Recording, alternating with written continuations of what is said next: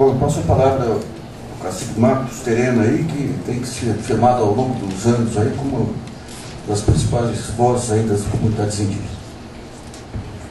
Bom dia a todos vocês, e especialmente também ao CIF aqui pela oportunidade de conhecê-lo pessoalmente, pelo jogo de inteligência da economia, né? Economia que se prepara, por exemplo, eu faço parte desse trabalho, por isso que eu aceitei o convite de vir aqui,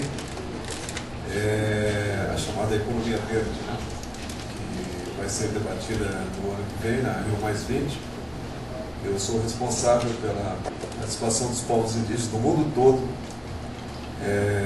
nesse cenário, que é o desafio das metas do milênio. A economia verde, por exemplo, ela não pode ser apenas uma economia em si, mas ela tem que estar agregada, por exemplo, à erradicação da pobreza, como eles chamam, né? E nesse enfoque, eu queria fazer uma análise aqui, aproveitando a oportunidade do debate. Eu sempre estou falando para pessoas geralmente engajadas na questão ambiental, na questão indígena principalmente, mas sem o viés do olhar socioeconômico para os povos indígenas, né? Seja do governo, seja da sociedade como um todo, né? E eu trouxe como a apresentação pediu para eu fazer um tal de PowerPoint, queria lembrar os povos indígenas têm direito a determinar e elaborar suas prioridades e estratégias para o desenvolvimento de suas terras ou territórios e outros recursos. Toda vez que a gente fala dos direitos indígenas, eu vou falar muito aqui do governo brasileiro. Então não estou falando mal da Dilma, não estou falando mal do Fernando Henrique, de ninguém. Eu estou falando do Estado brasileiro. Então os Estados celebrarão consultas em cooperação de boa-fé com os povos indígenas interessados, conduzidos por suas instituições representativas. Aqui no Brasil, quem representa os povos indígenas nas relações oficialmente chama-se FUNAI, Fundação Nacional do Índio, a fim de obter seu consentimento livre. Isso refletiu naquilo que vocês falaram agora há pouco, na questão do Galo Monte, famoso Galo Monte. E antes de aprovar qualquer projeto em suas terras, territórios e outros recursos, particularmente relacionados com desenvolvimento, o uso ou a exploração dos recursos minerais, né? O que fazer com os indígenas lá de Rondônia, que tem diamante, né? E recursos hídricos, né? Aqui nessa região aquífero Guarani, ou de outros tipos. Essa mensagem fala o seguinte também, que os Estados deverão criar e estabelecer mecanismos eficazes para a reparação justa e equitativa por essas atividades. E, geralmente é a criação de um fundo, né, de compensação para os povos indígenas. E adotarão medidas adequadas para mitigar as consequências de ordem ambiental, econômica, social, cultural ou espiritual. Então, esse texto eu tirei da Declaração Universal da ONU sobre os Direitos Indígenas, que foi aprovada agora em 2007, depois de 22 anos de debate dentro da ONU, né? Eu participei desses debates e o Brasil é, inclusive, signatário dessa declaração. É uma tradução que eu mesmo fiz, né? Não sou tradutor, mas é para mostrar para vocês que nós temos direitos internacionais que têm tudo a ver com a realidade que, inclusive, estamos compartilhando nessa manhã. E esse é um rio, né? É um rio que não é exatamente da Amazônia, mas é um rio chamado Tocantins. É um dos rios mais vulneráveis aos empreendimentos de desenvolvimento aí da região do Centro-Oeste, né? E eu trouxe esse título para vocês refletirem também que os povos indígenas sempre foram soberanos, né? Sempre foram ricos, mas o empobrecimento lá, vocês veem que não tem mais mata lá na beira do rio, como o Carlos falou aqui. Então, o empobrecimento das terras, né, do meio ambiente, do seu habitat natural, fez o quê? Né? E criou um índio dependente, pobre e até tratado como obstáculo ao desenvolvimento. Então, essa é a figura que a gente encontra. Mas, por outro lado, né, eu queria lembrar também que quando o Cabral chegou aqui com a sua turma, consta que éramos em torno de 6 milhões de pessoas. Portugal tinha em torno de 1 milhão de habitantes e o Brasil já tinha 6 milhões de habitantes, né? E em torno de 1.000 a 1.200 povos, sociedades indígenas. E hoje nós temos apenas 500 mil indígenas, considerando o dado do IBGE, nas aldeias, nas comunidades tradicionais.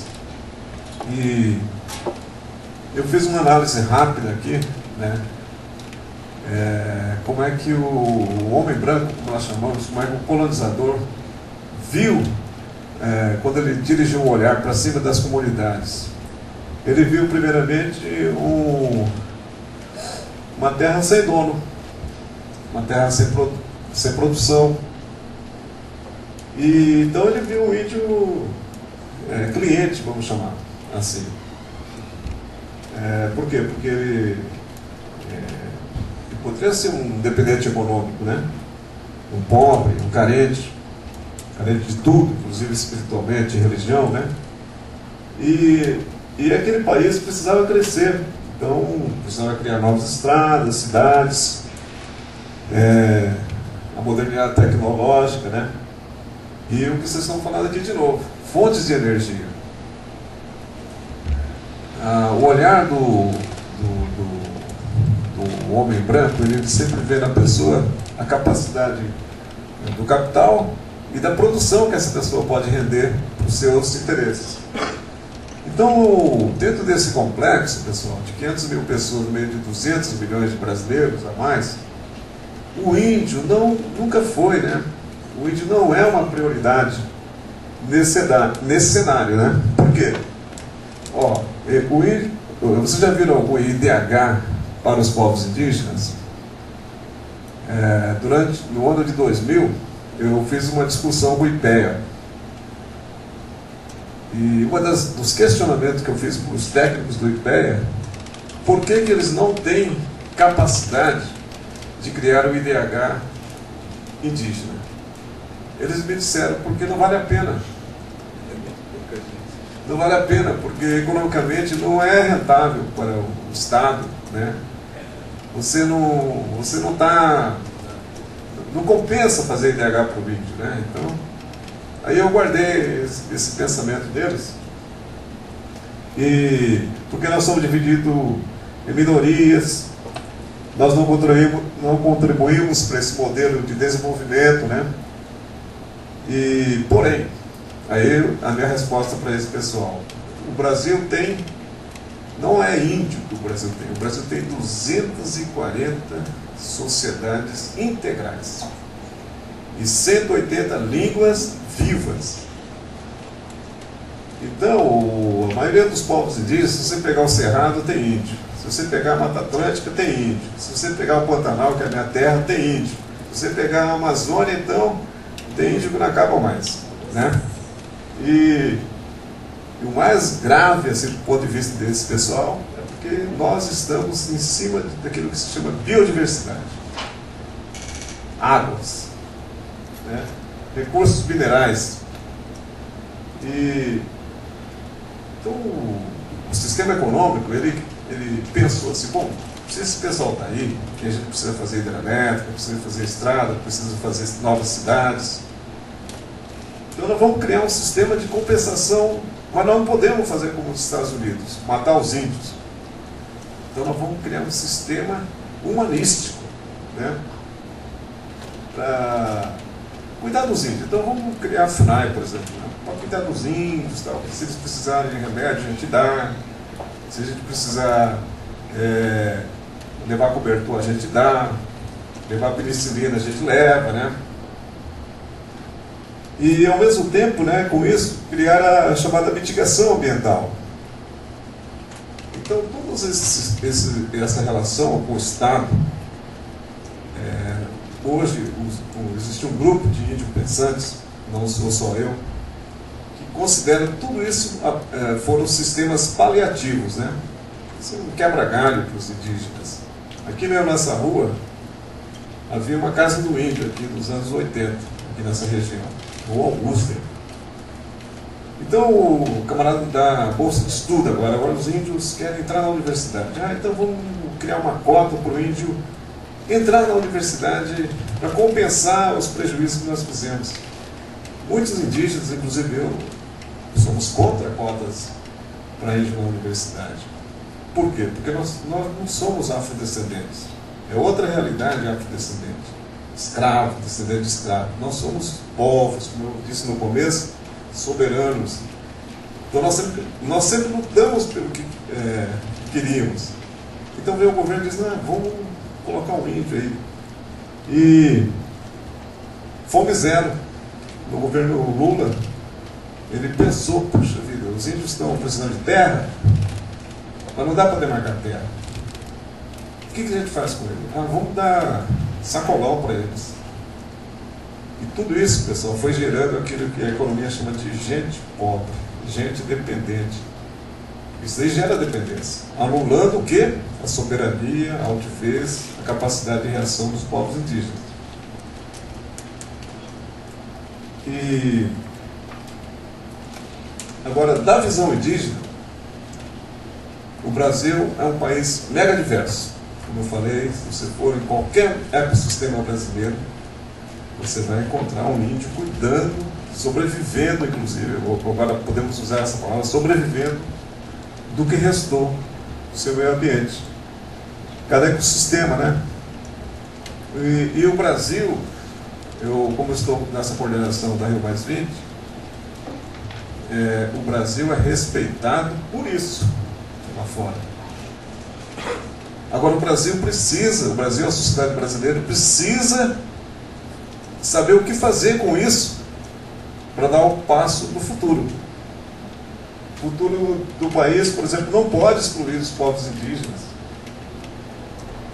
Que eu, tendo tempo, depois eu quero explicar mais ou menos o que ele quer dizer, não pode excluir os povos indígenas. Tem risco de ser excluído? Tem. Por quê? Porque voltamos àquele pensamento, ele não vale a pena, do ponto de vista econômico, cuidar dos índios. O governo quer se livrar dos indígenas, né? Então, as variantes sociais, econômicas, estruturais, políticas, ambientais, e aqui no Brasil tem um cenário muito interessante.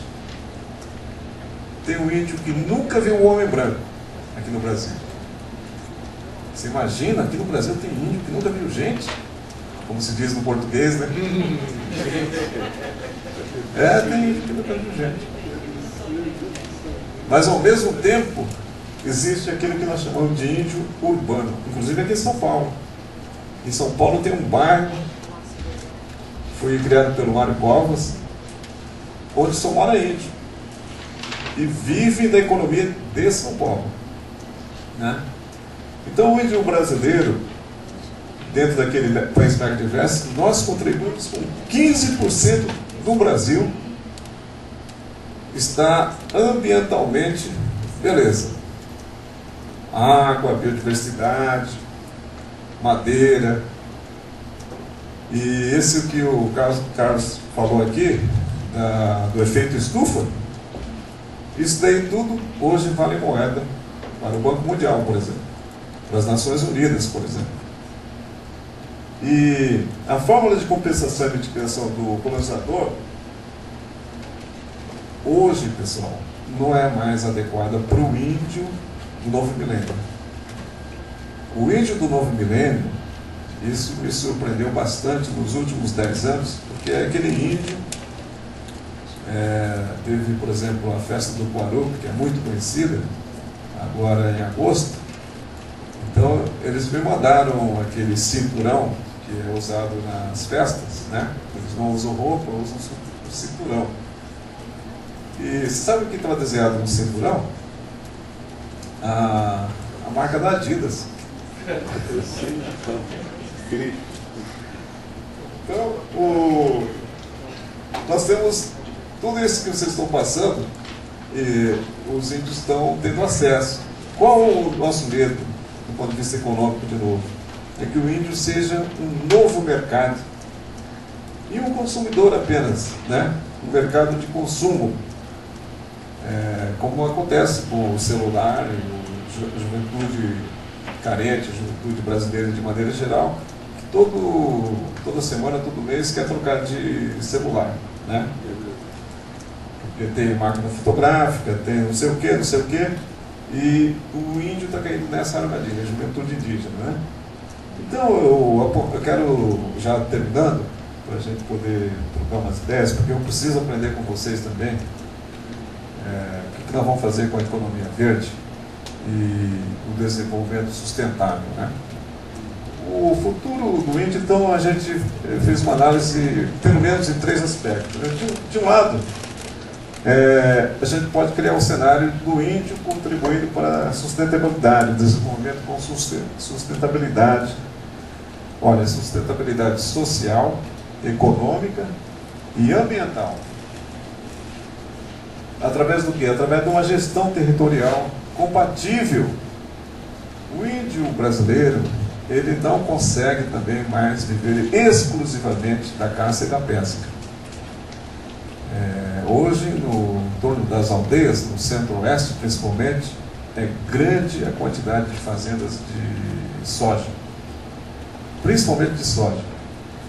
E o Brasil tem um plano de criar ao longo dos rios do centro-oeste, em direção à Amazônia, mais de 100 hidrelétricas, como um plano estratégico para a geração da energia que se espera que o Brasil produza, né? Então, por outro lado, a relação com a sociedade envolvente, e principalmente com o governo, foi muito deficiente nos últimos 100 anos. Nós estamos vivendo 100 anos do indigenismo, né? Criou essa dependência, incapacidade de ser tratado como incapaz, pobres, né?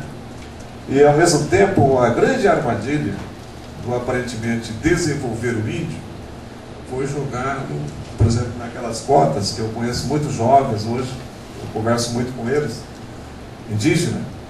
Eles entraram na universidade, ficaram lá 4, 5 anos, foram aprovados. E sabe o que aconteceu com eles?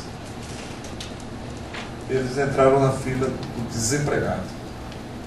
Tem um monte de jovens, em torno de 600 a 1.000 jovens, que não sabem se voltam para a aldeia, para fazer roça, para viver da aldeia, ou se fica na fila dos desempregados, trabalhando com outras situações, né?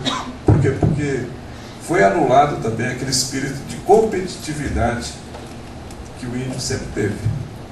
E, finalmente, esse quadro totalmente de pobreza, quando se deteriora o habitat, o ecossistema original. Então, pessoal, o desafio que eu coloco para todos nós é esse daí. Primeiro, o Brasil não possui um plano estratégico por seus recursos. Tudo isso que vocês falaram aqui, vocês viram que vocês focaram muito no Belo Monte. Mas não foi falado aqui num plano estratégico do governo para a geração da energia, que não é só construir hidrelétrica. Eu tenho feito essa análise, né? Assim, eu não sou um especializado, mas eu preciso aprender isso, né? A madeira, por exemplo. O outro dia, uma comunidade indígena do Alto Rio Negro, na fronteira com a Colômbia, assinou um acordo com uma empresa canadense para fazer um estudo de exploração mineral. Aí todo mundo criticou essa comunidade, porque o pessoal pensa que índio só pode cuidar da natureza, mas o índio vive, usufrui da natureza, né? Então, por outro lado, o Estado brasileiro não está capacitado para enfrentar as realidades indígenas, não está mesmo. A FUNAI, né, que é o órgão que representa o governo brasileiro, ele pior ainda, ele virou, nos últimos anos, e toma como exemplo de novo o famoso Belo Monte, um balcão de consolidar o que o sistema governamental quer para a questão do Belo Monte. Então, contrata-se um consultor especializado, que não é funcionário, não é indigenista, não tem o espírito indigenista, não tem a vivência indígena, para dar um parecer, para aprovar aquela consulta livre que estava no artigo. E os indígenas que são consultados não são as comunidades como um todo. O complexo indígena, por exemplo, você fala assim, Marcos, você foi consultado? Não, eu não posso ser consultado.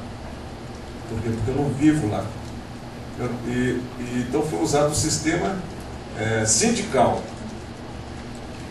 que é você criar uma instância governamental compatível com a linguagem do branco para atender, fazer o feedback, né? Vai lá e faz um encontro com a organização indígena X. Mas a comunidade indígena não conhece, não reconhece a organização indígena. Compreende a diferença? Né?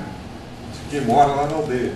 E por fim, eu deixo uma mensagem assim, de acreditar no Brasil como um país potência, porque a economia mundial e as metas do milênio, que foi estabelecida pela ONU, elas esperam muito daquilo que nós representamos e que eu penso que nós não sabemos exercitar.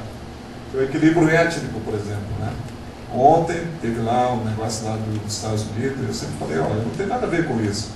Né? Por que eu tenho que ficar relembrando esse que se quer transformar no holocausto? Eu não tenho nada a ver com isso. Né? Por outro lado, a harmonia social, cultura, religião e a esperança, né, pessoal, é exatamente a qualidade de vida. A economia não pode ser apenas um requisito para gerar dinheiro, obras. Ela tem que levar em conta aquilo que se chama moeda social. No caso dos povos indígenas, eu vou terminar dizendo para vocês que o indígena, que o futuro do Brasil não pode deixar de lado os povos indígenas como sócios, não como vítimas do desenvolvimento.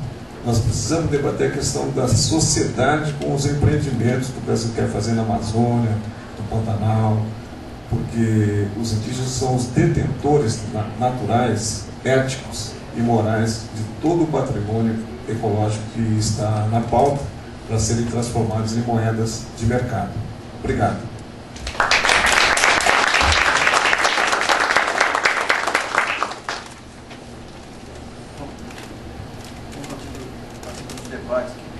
Uma primeira pergunta, uma dúvida com o terreno. O que é a representação comunitária? Porque você falou de aldeias que se representavam, mas não eram reconhecidas pelas comunidades indígenas. O que é essa organização?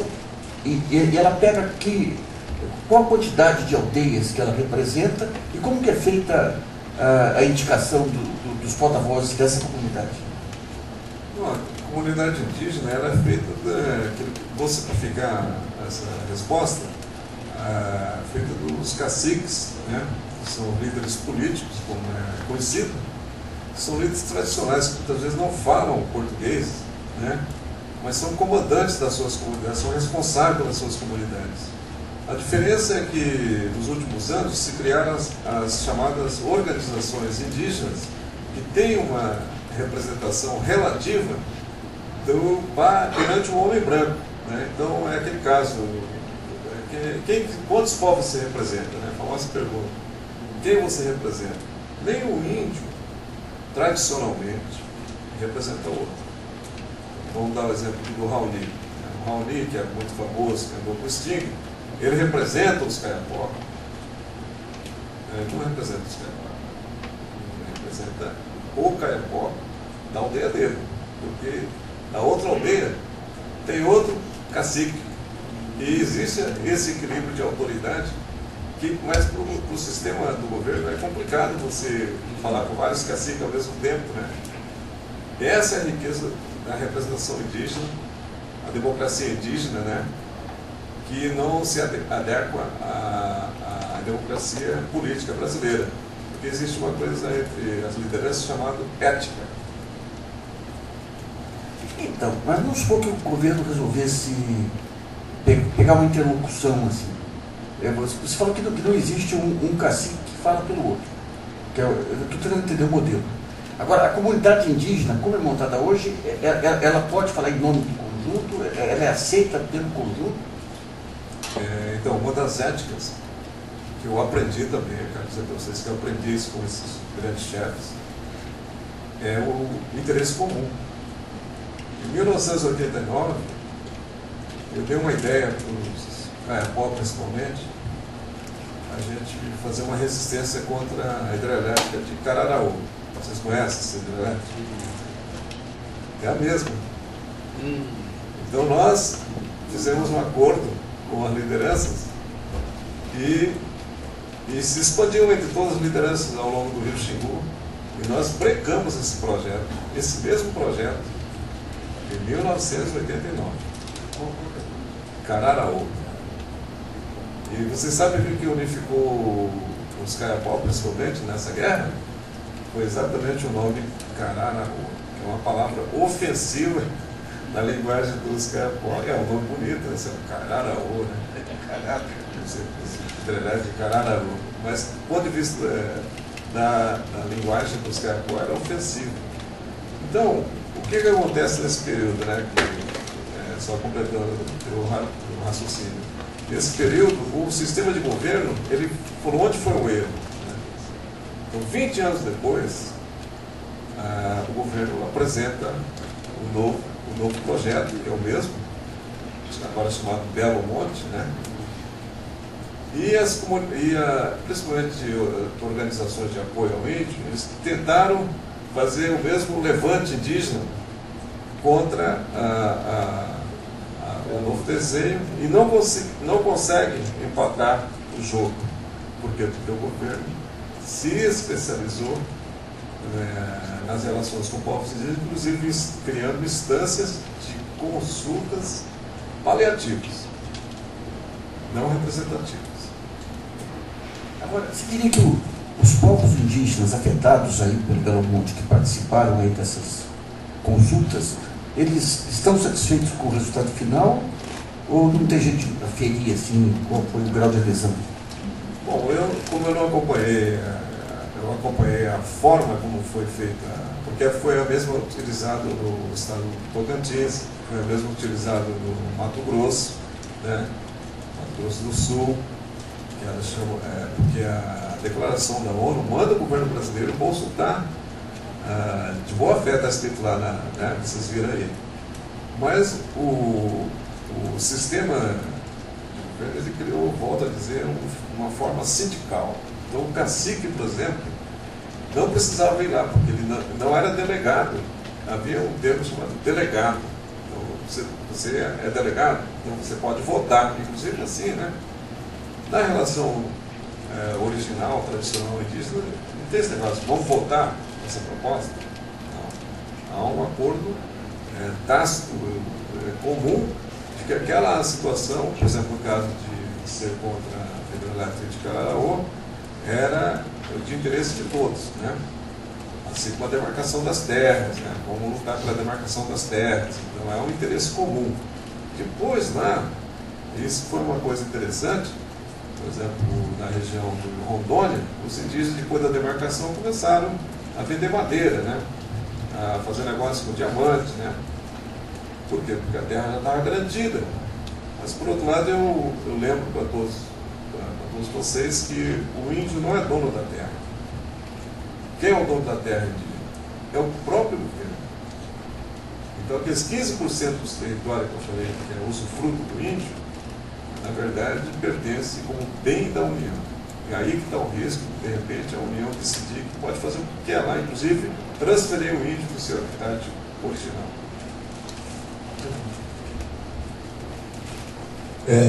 Eu volto a cumprimentar novamente o Nassif pela inteligência da organização desse debate, que eu acredito que deve repercutir isso aqui nacionalmente, pela importância de que a gente está assistindo nessa manhã.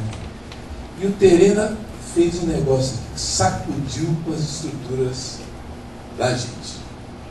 Ele falou de um negócio que eu sou ambientalista há 20 anos e eu confesso que essa questão dos povos indígenas me arrebentou com tudo que eu tinha de conceito de ambientalismo.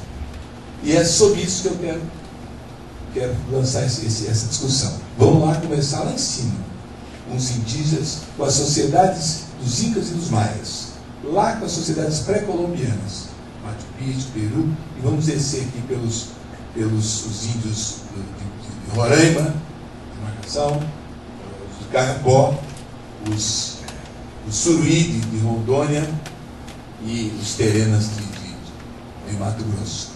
E eu faria a seguinte colocação. Os Suruís, através do OMBI, celebraram agora um pacto com o Google. E estão hoje, são considerados, está na grife hoje do Google. Se entrar no Google, você vê, um dos 9 tópicos do Google mundial é o pacto com o Google Earth que ele fez com os indígenas do Suruí. Tá? É um dos 9 metas já consolidadas do Google mundialmente. Então a gente colocaria a baila, Terena, essa questão, já que você é um dos responsáveis pela Rio Mais 20, que vai ser um marco sensacional, e nós estamos às vésperas desse 9º Seminário Internacional lá de Rondônia, que vai ser dia 17 de novembro, que eu quero sacudir essa questão. Como é que a gente compatibilizaria essa questão da tecnologia com a sustentabilidade, com essas sociedades que são tão díspares e tão diferentes na nossa discussão? Quer dizer, na verdade, do jeito que está colocado, os indígenas são os verdadeiros, realmente, donos do Estado brasileiro. É um negócio que mexe com a questão de direito, de questão até de direito internacional, de direito privado e tudo. Então, como é que se compatibiliza essa questão, Helena, com a tecnologia, essas mudanças, a sustentabilidade, às vésperas da Rio Mais 20 e da COP17 em Durban, na África do Sul também? Hércules Góes, da revista Ecoturismo. Então, essa questão que eu falo assim, que a FUNAI não está respondendo o papel que ela tem de proteger os direitos indígenas, é uma situação que a gente não pode abrir mão da FUNAI, que é o Estado brasileiro. Né?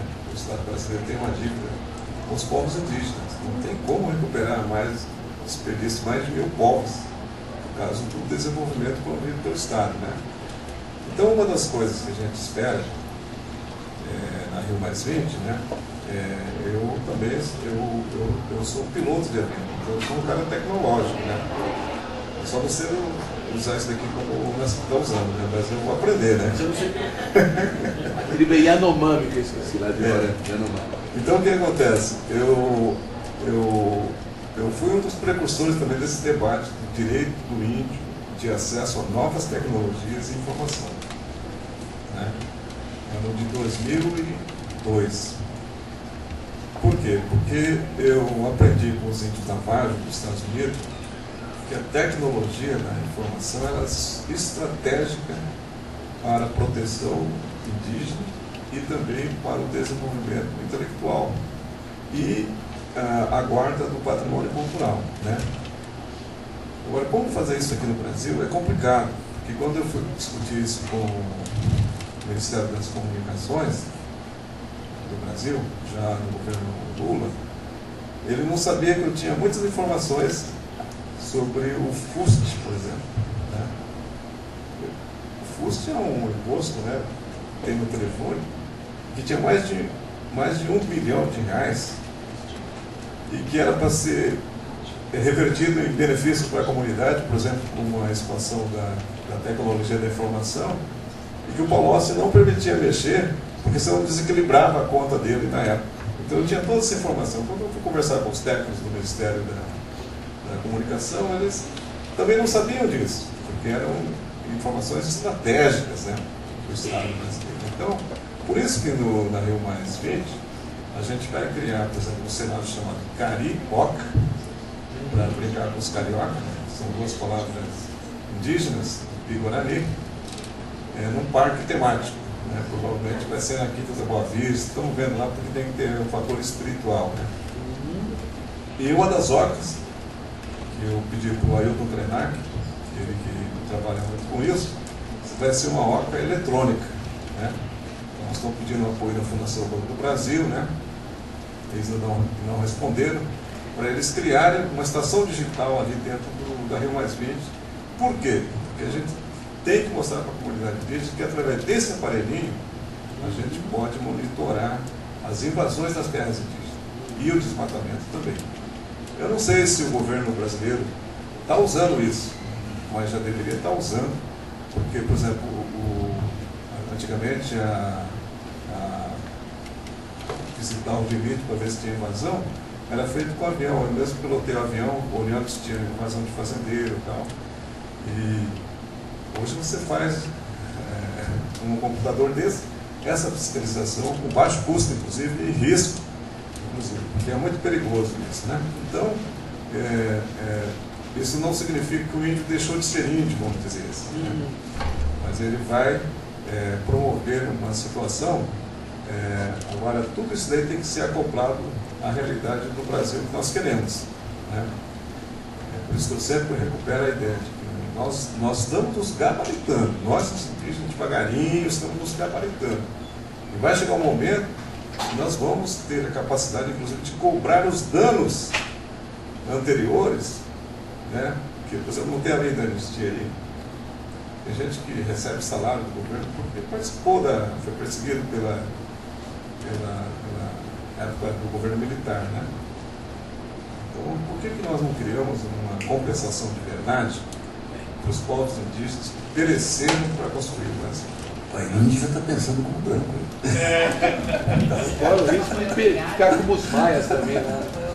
Bom, e por isso nós vamos... Eu queria agradecer a oportunidade de estar aqui e dizer para vocês que quando a gente fala assim dessa plataforma indígena, é exatamente para gerar essa ideia de que, da mesma forma que nós somos contra a monocultura agrícola, nós também somos contra a monocultura social e política, né? Quer dizer, quanto mais diversidade a gente tem, é melhor para a gente chegar ao bem comum. Então, nós, os indígenas, sempre praticamos isso, né? Então, eu sempre tive briga com o Juruna, né? O único deputado que a gente teve, mas a hora que era para juntar, a gente se juntava para demarcar a terra, né? Então, eu tenho conversado muito com o Oded, né? Camarada de São Paulo, que é empresário e tal, explicando para ele que nós não somos contra o empresário, nós não somos contra a Avenida Paulista, né? Mas ao mesmo tempo nós precisamos trazê-los para uma realidade que é o equilíbrio. O equilíbrio do capital, né? O equilíbrio dos recursos naturais, e a gente pretende fazer isso, inclusive, ainda no governo Dilma, né? Porque a presidente Dilma tem uma visão desenvolvimentista. E nós, os indígenas, não temos que ter medo de enfrentar essa situação. A questão é que o governo precisa oportunizar isso para os povos indígenas, como estamos fazendo aqui, claramente, né? Sem nenhum medo, com tranquilidade e tal. E, infelizmente, a gente precisa criar esse cenário, porque o poder público é que tem essa capacidade de promover essa possibilidade de crescimento, geração de renda, por exemplo, que eu não tive tempo de falar, dos povos indígenas, né? O índio tem emprego, não quer gerar renda, né?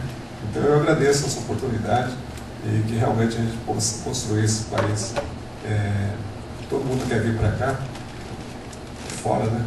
Mas que a gente tem que usufruir como brasileiros, negros, brancos e indígenas. Obrigado a você. Bom, queria agradecer muito a ele, pela bela rodada.